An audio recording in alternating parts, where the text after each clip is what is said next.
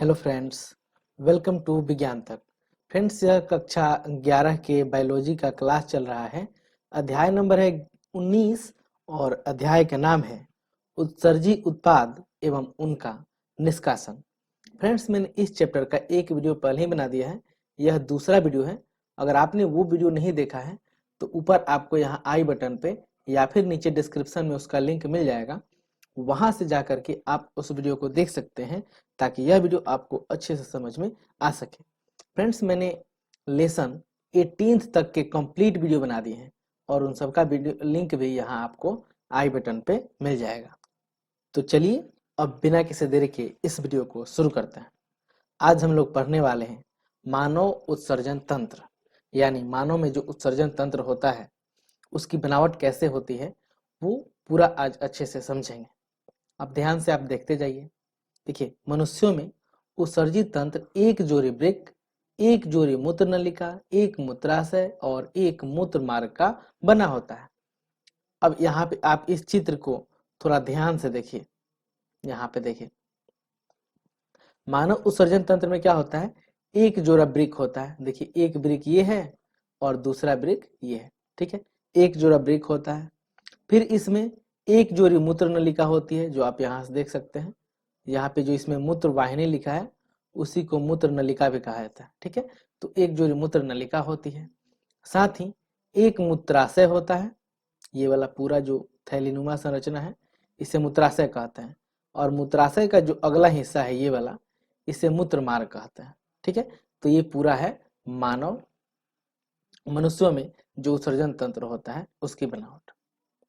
वृक्क same के बीज की आकृति के गहरे भूरे लाल रंग के होते हैं तथा ये अंतिम वक्षीय और तीसरी कटी कशेरुकी के समीप उदर गुहा में आंतरिक पृष्ठ सतह पर स्थित होते हैं।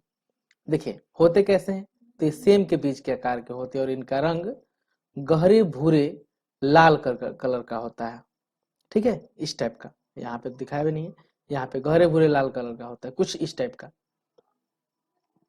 ठीक है। और यहाँ पे देख सकते हैं ये कुछ अच्छा लग रहा है, तो इस कलर का होता है। और यहाँ पे नीचे की ओर होता है, बिल्कुल वक्ष के नीचे की ओर तीसरी कटी है। नीचे से जो रीढ़ की हड्डी ऐसे ऐसे होती है ना, उसमें ये तीसरी कटी के पास होता है।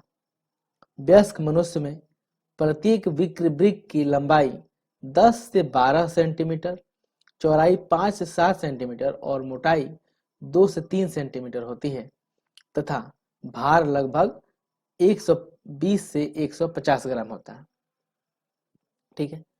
तो क्या होता है वृक्क का साइज, तो याद रखिए लंबाई कितनी होती है, लंबाई होती है 10 से 12 सेंटीमीटर, ठीक है। चौड़ाई होती है 5 से 7 सेंटीमीटर और इसकी जो मोटाई होती है, थिकनेस, वो होती है पूरा 2 से 3 सेंटीमीटर। जबकि इसका जो भार होता है वह 120 से 170 सेंटीमीटर के आसपास होता है। वृक्क के केंद्रीय भाग के भीतरी अवतल सतह के मध्य में एक खांच होती है जिसे हाइलम कहते हैं। अब यहाँ पे आप इसको देखिएगा, मैं थोड़ा सा इसको मिटा लूं, तो यहाँ पे देखिए एक खांच जैसी संरचना बनी है, यहाँ पे ये वाली, ठीक है। एक खांच जैसी संरचना बनी है ना, अवतल जैसी, तो इसको कहा जाता है हाइलम, ठीक है। यहाँ पे नहीं लिखा है लेकिन इसको क्या कहेंगे, इसको कहेंगे हाइलम, हाइलम कहते हैं, ठीक है। आगे देखते हैं। इसे होकर मूत्र नलिका, रक्त वाहिनियां और तंत्रिकाएं प्रवेश करती है। तो देखिए यहाँ पे आप मूत्र वाहिनी देख सकते हैं यहाँ से, और रक्त वाहिनियां सभी यहीं से होकर के इसमें अंदर प्रवेश करती है। हाइलम के भीतरी ओर कीप के आकार की रचना होती है जिसे वृकीय श्रोणि कहते हैं। वृकीय श्रोणि को पेल्विस भी कहा जाता है, ठीक है। तो आप यहाँ पे देख सकते हैं ये वाली जो संरचना है, ये वाली अंदर ये धसा हुआ है ना, इसके पास जो संरचना है इसे पेल्विस या फिर वृकीय श्रोणि कहते हैं तथा इससे निकलने वाले प्रक्षेपों को चषक कहते हैं, और इसे जो प्रक्षेप निकले होते हैं उसे चषक कहते हैं। ठीक है, अब आगे देखते हैं। वृक्क की बाहरी सतह दृढ़ संपुट होता है। जो वृक्क की बाहरी सतह होती है उस पर एक दृढ़ संपुट होता है। संपुट यानी कैप्सूल, ठीक है, ये सॉरी यहाँ पे कैप्सूल होता है। कैप्सूल मीन्स क्या? तो आप कैप्सूल जो दवाएं खाते हैं, ये आप पिल्स ऐसे दवा खाते होंगे तो देखे होंगे, इसमें इस तरह की एक पिल्स ये कैप्सूल आता है जो आधा दूसरे कलर की होती है और आधा दूसरे कलर की। अगर आपने बिकोसूल खाया होगा या मेगा पेन तो उसमें देखा होगा, ये होता है कैप्सूल, यानी इसे संपुट कहते हैं। उसी तरह से इसमें देखिए ये कैप्सूल है, ये कवर, कैप्सूल में से कवर होता है। वृक्क में दो भाग होते हैं, बाहरी वॉलकोट जिसे कॉर्टेक्स भी कहते हैं और भीतरी मध्यांश जिसे मेडुला कहते हैं। तो देखिए ये जो बाहर वाला है इसे क्या कहेंगे? इसे कॉर्टेक्स कहेंगे या फिर बाहरी वॉलकोट कहेंगे, और जो भीतरी संरचना होती है भीतर की ओर उसे मेडुला कहते हैं। मध्यांश कुछ शंक्वाकार पिरामिड में बटा होता है जो कि चषकों में फैलते हैं। ये जो फैला होता है ना इसे चषक कहते हैं, ठीक है। वलकुट मध्यांश पिरामिड के बीच में फैलकर वृक्क स्तंभ बनते हैं जिन्हें बर्तीनी स्तंभ कहते हैं। अब देखिए यहाँ पे कहीं कहीं पे धसा रहता है, जैसे देखिए यहाँ पे धसा है, ये बीच बीच में धसा होता है, इसे वर्तनी के स्तंभ या फिर वर्तनी स्तंभ कहते हैं। आगे देखते हैं। प्रत्येक वृक्क में लगभग 10 लाख जटिल नलिकाकार संरचना यानी वृक्काणु जिसे नेफ्रॉन कहते हैं, नेफ्रॉन पाए जाते हैं, ठीक है। तो प्रत्येक वृक्क में कितने पाए जाते हैं नेफ्रॉन? 10 लाख। और इस तरह से मानव में कितना वृक्क पाया जाता है? 2, यानी मानव में टोटल 10 दूना 20 लाख, ठीक है, 20 लाख नेफ्रॉन पाया जाता है। लेकिन आपको पता है मनुष्य की यूजफुल के लिए, मनुष्य को जीवित रहने के लिए मात्र 5 लाख नेफ्रॉन काफी होते हैं, लेकिन फिर भी 20 लाख नेफ्रॉन होते हैं ताकि आवश्यकता कब पड़ने पर कभी कोई खराब हो जाए तो बाकी काम में आए, ठीक है। तो याद रखिएगा एक वृक्क में होता है 10 लाख नेफ्रॉन, दोनों मिलाकर के 20 लाख। प्रत्येक वृक्काणु के 2 भाग होते हैं जिन्हें गुच्छ यानी ग्लोमेरुलस और वृक्क नलिका कहते हैं। अगर आप वृक्काणु के को देखिएगा ध्यान से तो इसमें ग्लोमेरुलस होता है या फिर जिसे गुच्छ कहते हैं या फिर केशिका गुच्छ कहते हैं या ग्लोमेरुलस कहते हैं, और दूसरा होता है वृक्क नलिका। गुच्छा वृक्कीय धमनी की शाखा अभिवाही धमनिकाओं से बनी केशिकाओं का एक गुच्छ होता है। देखिए जो गुच्छा होता है यानी जो ग्लोमेरुलस होता है वह क्या होता है?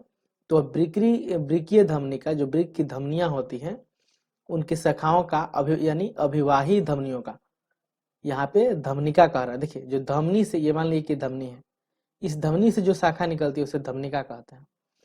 तो वृक्क से निकलने वाली जो धमनियां होती हैं उनके शाखाओं का एक गुच्छा होता है जिसे ग्लोमेरुलस कहते हैं। आप नीचे चित्र में देखिएगा, ग्लोमेरुलस से रक्त अपवाही धमनी द्वारा ले जाया जाता है। अब यहाँ पे देखिए आप इस फिगर में अच्छे से देख पाएंगे, मैं थोड़ा सा छोटा कर देता हूँ जी। अब देखिए ये है नेफ्रॉन की संरचना या फिर जिसे वृक्काणु कहते हैं, ठीक है, नेफ्रॉन या फिर इसी को वृक्काणु कहते हैं।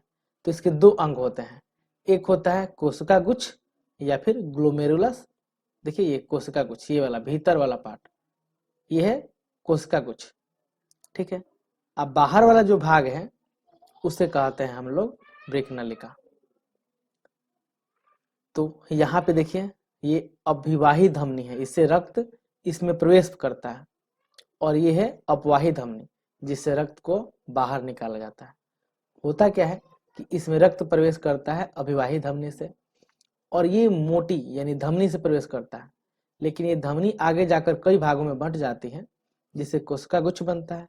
ये मोटी इधर से ज्यादा ब्लड प्रेशर में आता है और इसमें पतली पतली नलिकाओं से होकर यहाँ पे छाना जाता है। छानने के बाद जो मूत्र होता है वो इस ओमेन संपुट से होते हुए इस तरह से ऐसे जाकर के इधर मूत्र संग्रहक नलिका में जाकर के जमा होता है, और जो रक्त होता है फिर इधर से निकल करके वापस लौट जाता है। इसका कार्य प्रणाली थोड़ा सा और आगे बढ़ा बताते हैं, पहले इसको पूरा देख लेते हैं एक बार। देखिए यहाँ पे वृक्क नलिका दोहरी झिल्ली युक्त प्यालेनुनुमा बोमेन संपुट से प्रारंभ होती है, जिसके भीतर गुच्छा होता है। यो मैंने आपको दिखाया, फिर आपको दिखाता हूँ। चलिए यहीं पे दिख ही रहा है, ये वहां पे था जो दिखा रहा था मैं, अभिवाही धमनी है। और ये किस में है? तो ये है एक संपुट में बंद है, जिसे वोमेन संपुट कहते हैं। ठीक है, क्या कहते हैं? वोमेन संपुट। और इसमें अभिवाही धमनी द्वारा आती है। देखिए कितनी भागों में बंटा हुआ है। देखते हैं आगे। अब मैं बता रहा था ये वोमेन संपुट है और इसमें अभिवाही धमनी से प्रवेश करता है रक्त, जो कई शाखाओं में बंट जाता है और उसके बाद ये अपवाही धमनी से वापस लौट जाता है। आगे देखते हैं। गुच्छ और वुमेन संपुट मिलकर मेल पीगिकाय अथवा वृक्क कनिका बनाते हैं। ये इसे कहा जा रहा है मेलपीगिकाय। वोमेन संपुट में एक अति कुंडलित समीपस्थ संवलित नलिका यानी पीसीएटी प्रारंभ होती है। इसके बाद वृकाणु में हेयर पिन के आकार का हेनले लूप पाया जाता है, जिसमें आरोही व अवरोही भुजा होती है। आरोही भुजा से एक और अति कुंडलित नलिका दूरस्थ संवलित नलिका प्रारंभ होती है। यहाँ पे मैं आपको फिगर में दिखाता हूँ। यहाँ पे देखिए वास्तव में यहाँ पे क्या होता है, ये है वुमेन संपुट और नीचे मैं कर देता हूँ। ये वो मैं दिखा रहा था, ये है अभिवाही धमनी। थोड़ा सा साफ कर लेते हैं इसको।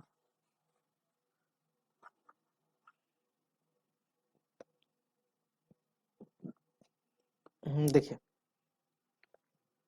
ये है अभिवाही धमनी और ये यहाँ से ये पूरा घूमी हुई रहती है और लौट करके जाती है, इसे कहते हैं अपवाही धमनी। ये नीचे वाला जो संरचना है इस तरह का अर्धचंद्राकार, इसे कहते हैं वोमेन संपुट। ठीक है, वोमेन संपुट को मैंने बताया ही था, यहाँ से निकल करके मूत्र इसमें जाता है। अब इसमें जो ये रक्त नलिका निकलती है, इसमें ये वाली नलिका इधर से आती है और घूम करके फिर वापस चल जाती है। इसको हेनले लूप कहते हैं। ये वाला जो बना हुआ है पूरा घुमा हुआ है, अति कुंडलित है, इसे हेनले लूप कहते हैं। और ऊपर से जो नलिका नीचे आती है, इसे वास्तव में इसे जो नीचे की ओर जा रही है, ये नीचे की ओर जा रही है, उसे कहते हैं आरोही भुजा, सॉरी अवरोही भुजा। और जो ऊपर की ओर जा रही है ये वाली, इसे कहते हैं आरोही भुजा। ठीक है, अब आगे देखते हैं। अनेक वृकाणुओं की दूरस्थ संवलित नलिकाएं एक सीधी संग्राहक नलिका में खुलती है। अनेक संग्राहक नलिकाएं मिलकर चस्कों के बीच स्थित मध्यांश पिरामिड से गुजरती हुई वृक्कीय श्रोणि में खुलती है। तो वृक्कीय श्रोणि मैंने आपको दिखाया ही था। वृकाणुओं की वृक्क कनिका, समीपस्थ संवलित नलिका, दूरस्थ संवलित नलिका आदि वृक्क के वलकुट में, जबकि हेनले लूप के मध्यांश में स्थित होता है। तो मैंने दिखाई जो जितनी सारी नलिकाएं हैं वो वृक्कीय श्रोणि में खुलती है। ठीक है, मैंने ऊपर के फिगर में आपको दिखाया था। और उसके बाद से जो और ये दूरस्थ नलिका है या फिर समीपस्थ नलिका है, ये वलकुट के मध्य भाग से होते हुए आगे हेनले लूप के पास जाते हैं और फिर लास्ट में वहीं जाकर के खुलते हैं। अधिकांश वृकाणुओं के हेनले लूप बहुत छोटे होते हैं और मध्यांश में बहुत कम धसे रहते हैं। ऐसे वृकाणुओं को वलकुटीय वृक्क कहते हैं। ठीक है, तो वैसे वृकाणु जिसके हेनले लूप छोटे होते हैं उन्हें क्या कहते हैं? वलकुटीय वृक्क कहते हैं। कुछ वृकाणुओं के हेनले लूप बहुत लंबे होते हैं तथा मध्यांश में काफी गहराई तक धसे होते हैं, जिन्हें सनिध्य मध्यांश वृकाणु कहते हैं। ठीक है, याद रखिएगा। तो जो छोटे होते हैं और कम धसे रहते हैं उसे वलकुटीय वृक्क कहते हैं, और जो ज्यादा धसे रहते हैं उसे सनिध्य मध्यांश वृकाणु या फिर जस्टा मेडुली नेफ्रॉन कहते हैं। गुच्छ से निकलने वाली अपवाही धमनिका वृक्क नलिका के चारों ओर सूक्ष्म केशिकाओं का जाल बनाती है, जिसे परिनालिका कोशिका जाल कहते हैं। इस जाल से निकलने वाली एक सूक्ष्म नलिका हेनेल लूप के समांतर चलते हुए यू आकार की संरचना वसा रेक्टा बनाती है। वलकुटीय वृक्काणु में वसा रेक्टा या तो अनुपस्थित या फिर अत्यधिक वासित होती है। ठीक है, तो ये मैंने आपको ऊपर वाले सभी फिगर में बता ही दिया था। मुझे उम्मीद है आपको यह वीडियो अच्छा लगा होगा। अगले वीडियो में हम लोग जानेंगे मूत्र निर्माण के बारे में। अगर यह वीडियो आपको अच्छा लगा है तो इस वीडियो को लाइक कीजिए, अपने फ्रेंड्स के साथ शेयर कीजिए। कोई शिकायत या सुझाव हो उसे भी कमेंट बॉक्स में लिख सकते हैं। यह वीडियो देखने के लिए आपका बहुत बहुत धन्यवाद। बाय।